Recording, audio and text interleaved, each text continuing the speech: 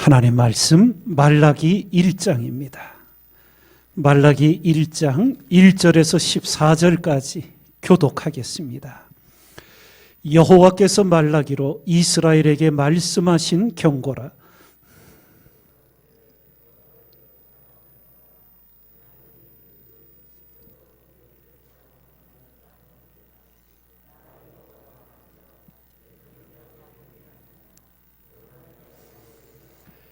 에서는 미워하였으며 그의 산들을 황무케 하였고 그의 산업을 광야의 실랑에게 붙였느니라.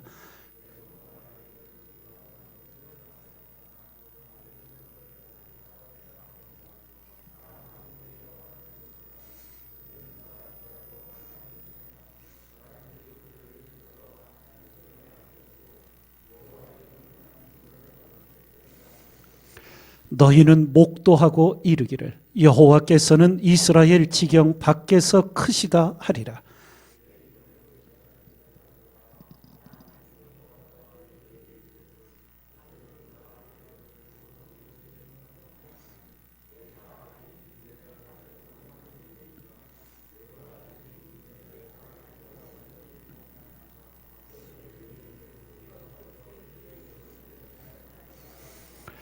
너희가 더러운 떡을 나의 단에 드리고도 말하기를 우리가 어떻게 주를 더럽게 하였나이까 하는도다.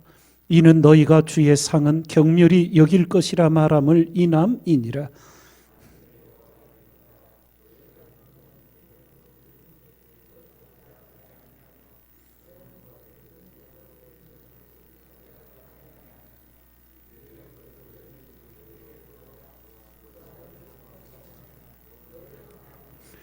만군의 여호와가 이르노라.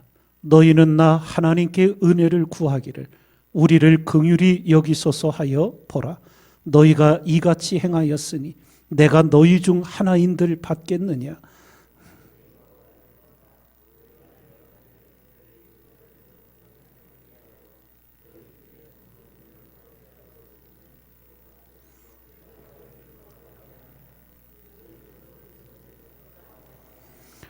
만군의 여호와가 이르노라. 해 뜨는 곳에서부터 해 지는 곳까지의 이방 민족 중에서 내 이름이 크게 될 것이라. 각처에서 내 이름을 위하여 분향하며 깨끗한 제물을 드리리니 이는 내 이름이 이방 민족 중에서 크게 될 것임이니라.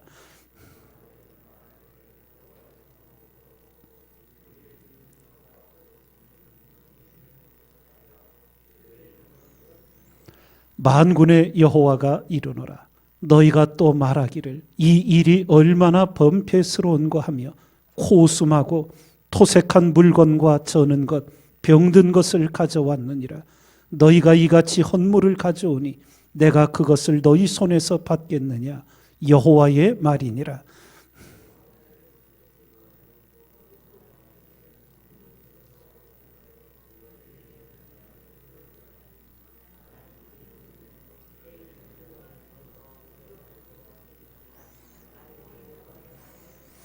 아멘. 구약 성경의 마지막 말라기 선지자를 통하여 하나님께서 말씀을 주시는데 그 말씀이 복이 아니라 경고였습니다. 오늘 1절에 여호와께서 말라기로 이스라엘에게 말씀하신 경고라. 경고의 말씀이 선포됩니다. 포로에 끌려갔다 돌아온 이스라엘이 BC 516년 성전 재건이 완공이 됐습니다. 그리고 수십 년이 흐른 세월 속에 성전을 재건하고 뭔가 하나님의 회복과 눈에 띄는 그런 이스라엘의 영광이 나타나기를 기도했는데 현실에 그렇지를 못했습니다. 그러자 이스라엘 백성들은 하나님을 향하는 신앙에서 조금씩 멀어지기 시작했고 이제 그들은 하나님께 드리는 제사를 그야말로 형식적으로 오늘 말씀에서 보듯이 마음이 없는 그러한 모습에 이제 하나님의 탄식이 들려오게 됩니다. 우리가 하나님 은혜 안에 있다는 증거 중에 하나가 하나님이 복의 말씀을 주시든 책망의 말씀을 주시든 그것을 은혜로 받게 됩니다. 그런데 하나님께로부터 마음이 멀어지면 이제 모든 것들이 번패스러워지고 신앙의 삶들이 무거워집니다. 그러면서 이제 형식적인 의례적인 모습으로 바뀌어지게 되지요. 우리가 가장 경계해야 할 일 중에 하나입니다. 특별히 이 새벽을 깨어 기도하실 때마다 하나님 말씀 앞에 우리는 늘 은혜로서 그 말씀을 달게 들 수 있는 하나님의 사람이 되어야 될 줄 믿습니다. 우리 사람은 본성적으로 책망 듣기를 싫어합니다. 그런데 우리는 하나님이 주시는 경고, 책망을 깊은 사랑으로 받아야 합니다. 왜 책망하시겠습니까? 왜 경고하시겠습니까? 바르게 되기 위하여, 진정한 회복을 위하여 하나님 주시는 은혜인데 마음이 하나님께서 멀어진 자들은 그것이 싫어지고 대항을 하게 됩니다. 오늘 말라기 선지자 시대 이스라엘 백성들의 모습이 바로 그러했습니다. 하나님이 책망하실 때, 경고하실 때, 우리가 이게 부족했구나, 잘못했구나, 정신 차려야 되겠구나 해야 되는데 오히려 마음을 강팍하게 하며 하나님을 대적합니다. 하나님께서 책망하고 지적하시자 그들은 이렇게 한가합니다. 주께서 어떻게 우리를 사랑하셨나이까? 우리를 사랑하지 않는다고 하나님께 한가합니다. 또 우리가 어떻게 주의 이름을 멸시하였나이까? 그릇 행하고도 자신들의 잘못을 깨닫지도 못하고 인정을 안 합니다.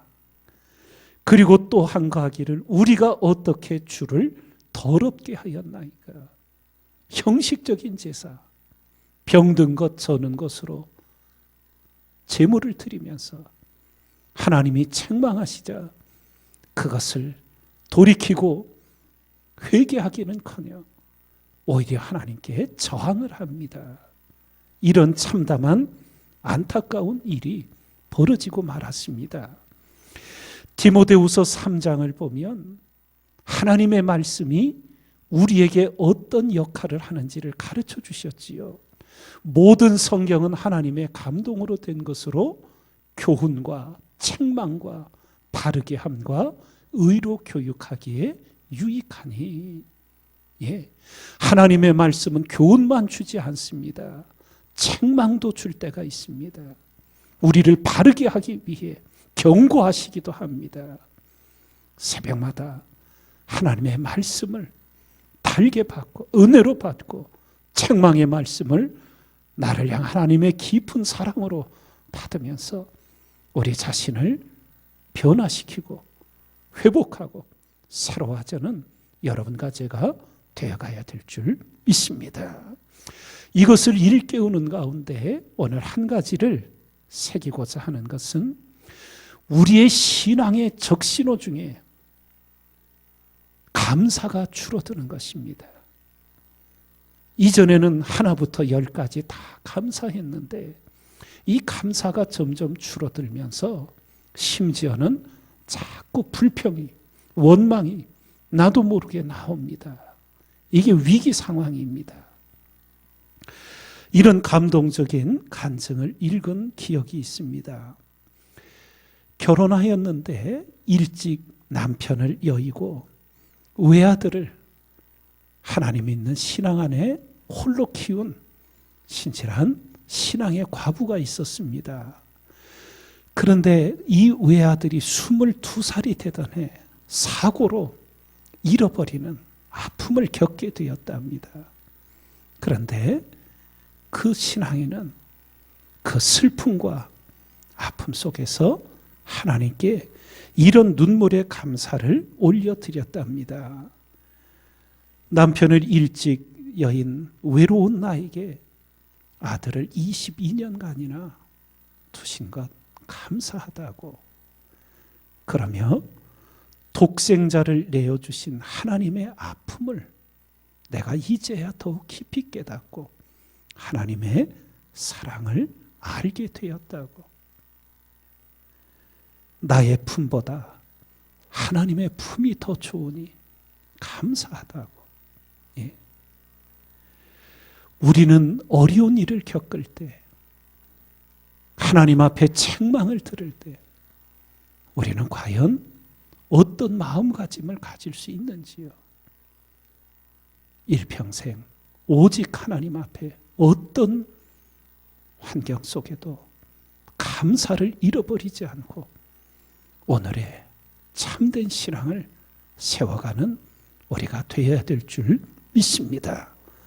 새벽마다 하나님의 말씀이 나에게 영혼의 거울이 되어서 나의 흐트러진 것, 그릇된 것을 보는 눈을 열어주시기를 기도드리고, 그 책망의 말씀, 경고의 말씀이 은혜로 달게 받아들여져서 내 삶을 고치고 새롭게 하는 여러분과 제가 다 되기를 주님의 이름으로 축원을 드립니다.